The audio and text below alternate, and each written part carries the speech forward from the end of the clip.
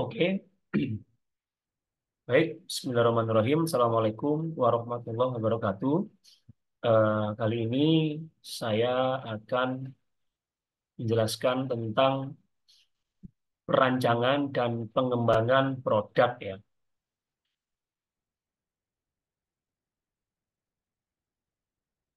Ya, perancangan dan pengembangan produk. Mungkin kita singkat saja. Jadi intinya, industri modern itu ya produk tidak hanya diukur dari kegunaan fisik, tapi juga nilai tambah desain, ya, efisiensi, kemudian perawatan dan daya saingnya. Jadi wajib dipahami ini, teman-teman, bahwa dalam industri sekarang ini, baik itu barang ataupun jasa, wajib harus mengukur, ya, harus mengukur nilai tambah yang dimiliki oleh produk. Desain, ya, seperti desain, ya, desain produk, efisiensi produk, kemudian perawatan produk dan daya saingnya. Sehingga ini semua tadi apa outputnya yaitu apa kualitas produk itu menjadi alat utama untuk mempertahankan eksistensi usaha kita atau bisnis kita. Nah, inovasi produk itu bukan hanya soal tentang barang baru, tapi juga peningkatan dari produk yang sudah ada. Jadi perubahan kecil pun bisa menjadi inovasi besar jika punya dampak positif kepada kepuasan konsumen. Mohon diingat-ingat, ini adalah kepuasan konsumen. Nah, kemudian perancangan produk, ya, pengertiannya, pengertiannya itu adalah proses sistematis menyusun produk agar sesuai kebutuhan masa depan, melibatkan ilmu teknik, kreativitas, dan pemikiran strategis. Nah, apa aja karakternya itu menurut veteran? Ya, pertama, karakter perancang produk harus punya kemampuan identifikasi masalah.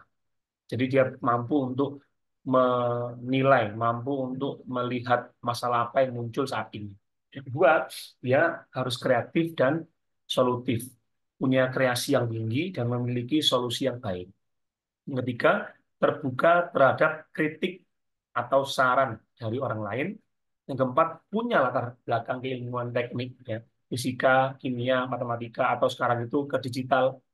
Dan yang terakhir, dia punya visi yang maju, visi atau misi atau mimpi yang jauh ke depan dan logis dalam pengambilan keputusan.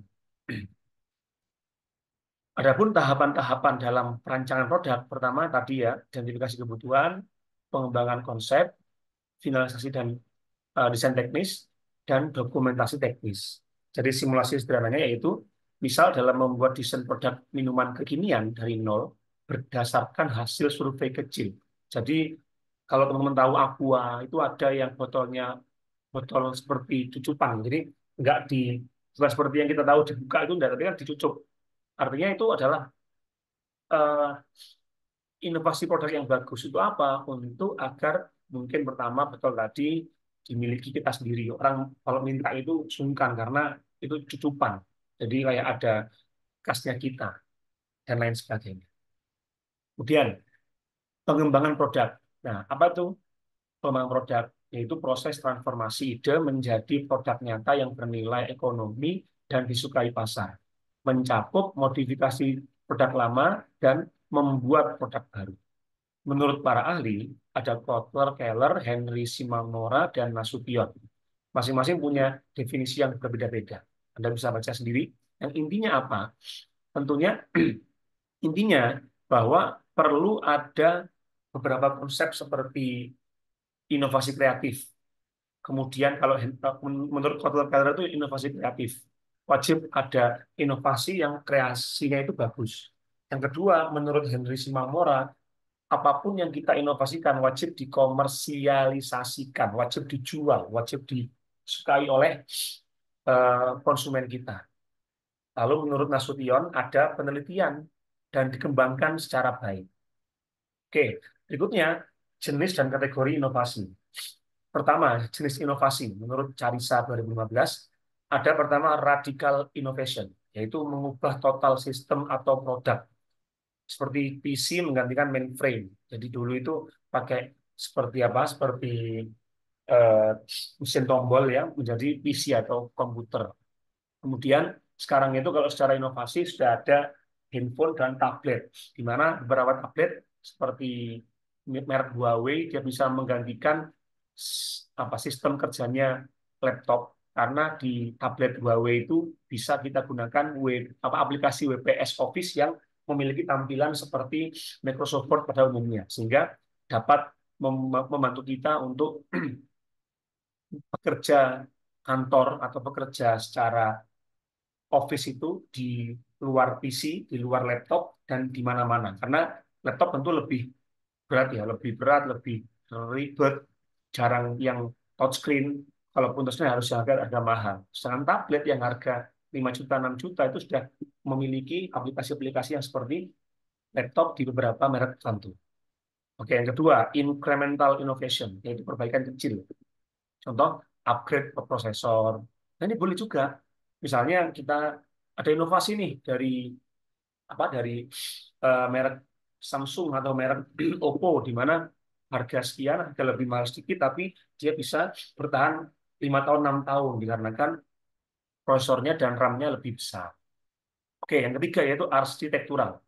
Jadi menggabungkan komponen lama menjadi sistem baru seperti smartphone foldable. Nah, ini secara arsitektur, secara gambaran produk, secara bentuk produk dia baru banget karena inovasinya sangat apa momentumental dan sangat luar biasa. Jadi handphone yang kita tidak ada kepikiran bisa dilipat-lipat karena dulu itu kan handphone kalau dilipat sedikit sudah pecah, tapi di HP foldable atau yang bisa dilipat dia bisa ya dengan tentu dengan berbagai perubahan-perubahan ya. Kalau di HP kita itu menggunakan kaca, tapi kalau di foldable itu tidak, dia menggunakan seperti jenis plastik yang mudah untuk dilipat-lipat. Nah, kemudian kalau kategori, tadi kan jenis-jenis ya, sekarang kategori. Ada paradigma, position, proses, dan produk. Nah, untuk paradigma itu mengubah cara berpikir perusahaan. Jadi, contoh misalnya seperti, saya ingin mencontohkan seperti perusahaan, eh, kalau teman-teman tahu itu Samsung. Dulu itu bukan handphone, dulu itu perusahaan yang bergerak di bidang non handphone atau bukan bukan bukan telekomunikasi. Tapi karena paradigmanya diubah, maka dia bisa menjadi perusahaan yang besar di bidang handphone saat ini. Oke, kemudian position atau pemasaran dan peluncuran produknya. Yang ketiga ada proses, yaitu mengubah cara produk dibuat atau disampaikannya bagaimana. Yang keempat produknya, yaitu ubah produk itu secara sendiri. Nah, ini tips pengajaran kita itu adalah seperti Apple, Tesla, Gojek. Contoh sukses perusahaan yang menunjukkan implementasi inovasi. Apple itu dia bisa memberikan software yang baik, hardware yang bagus. Bahkan saya punya cerita itu, saudara saya HP-nya kena scam. Jadi dikirimi undangan online gitu ya, undangan online, undangan online yang yang bisa mengarah kepada bohongan publik ya. Sebentar ini. Ya, kebohongan publik.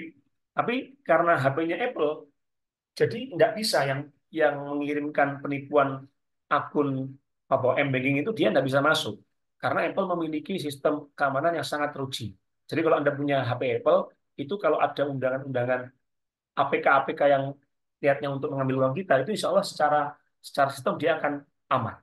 Langsung ke detect ke blok seperti itu. So, Tesla, bagaimana dia mempionirkan mobil listrik dan sekarang sudah banyak yang mengikuti. Kemudian Gojek, bagaimana ojek itu yang awalnya menjadi ojek pangkalan, ojek yang secara eh, manual, sekarang oleh Tesla, oleh Gojek dibuat menjadi sistem yang sekarang banyak pengikutnya, banyak saingnya, seperti Maxim, Grab, dan lain sebagainya. Oke, fase pengembangan produk. Jadi ada pertama tentunya perencanaan awal, kemudian pengembangan konsep, perancangan yang rinci, pengujian dan perbaikan, peluncuran produk dan komersialisasi. Jadi intinya ini adalah beberapa fase-fasenya yang mana semua harus kita lakukan. Ya, apapun itu, produk nasi goreng, produk tahu tek, atau mungkin produk yang yang baru mungkin itu wajib ada pengembangannya. Seperti awal itu ya evaluasi pasar dan persetujuan proyek. Jadi dievaluasi pasarnya. Terus konsepnya dikembangkan, nanti survei, riset konsumen, evaluasi alternatif konsep. Kemudian rancangan rinci, yaitu spesifikasi teknis lengkap. Pengujian dan perbaikan, ada prototipe alpha dan prototipe beta.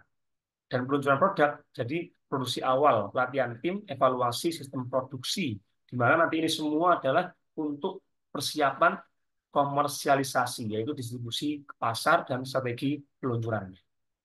Oke, yang 6 sekarang, proses pengembangan produk baru. Nah, ini ya, ada penemuan ide, ini kita ke kiri kanan ya. Penemuan ide, penyaringan ide, pengujian konsep, analisa bisnis, pengembangan produk, pengujian pasar, komersialisasi, dan monitoring serta evaluasi. Baru apakah selesai? Tidak. Setelah dimonitoring dan evaluasi, ini bisa kembali lagi ke penemuan ide. Jadi cek penjualan seperti evaluasi, ide baru, dan lain sebagainya.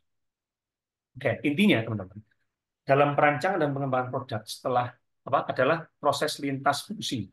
Jadi mau orang teknik wajib ada, orang pemasaran wajib ada, orang keuangan juga harus ada, hingga operasional produksi juga wajib ada. Kenapa? Karena ini tadi akan dapat membantu kita untuk memahami dinamika industri. Jadi sangat besar ya yang namanya industri itu atau perusahaan atau bisnis itu akan banyak dinamikanya. Baik itu yang dari tekniknya, orang lapangan, pemasarannya, yang memasarkan, dari keuangannya, dan hingga orang-orang operasional yang menjalankan dalam sistem bisnis itu. Dan yang kedua, membuat kita untuk siap untuk berinovasi, tidak hanya berhenti di satu titik saja. Dan yang ketiga yaitu mampu mengembangkan produk yang relevan dan bernilai. Artinya kita wajib terus bergerak, terus untuk mengembangkan diri kita agar produk yang kita tawarkan ataupun jasa yang kita tawarkan itu memiliki relevansi kepada konsumen yang sesuai. Misal, apakah Netflix sekarang sesuai dengan Gen Z? Iya, karena dia sudah banyak film-film yang bisa masuk ke Netflix. Nah, itu kan sesuai. Dan bernilai, iya bernilai karena tidak harus kita itu masuk ke bioskop. Mungkin sabar dulu, nanti nunggu beberapa bulan, mungkin muncul di Netflix. Dan ada juga film Netflix yang tidak muncul di bioskop, tapi muncul hanya di Netflix saja. Dan itu adalah inovasi yang disampaikan oleh Netflix.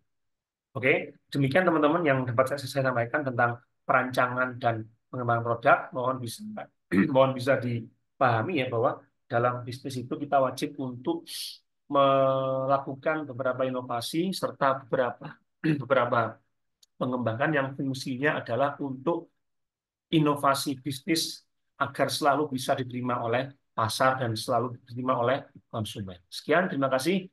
Wassalamualaikum warahmatullahi wabarakatuh.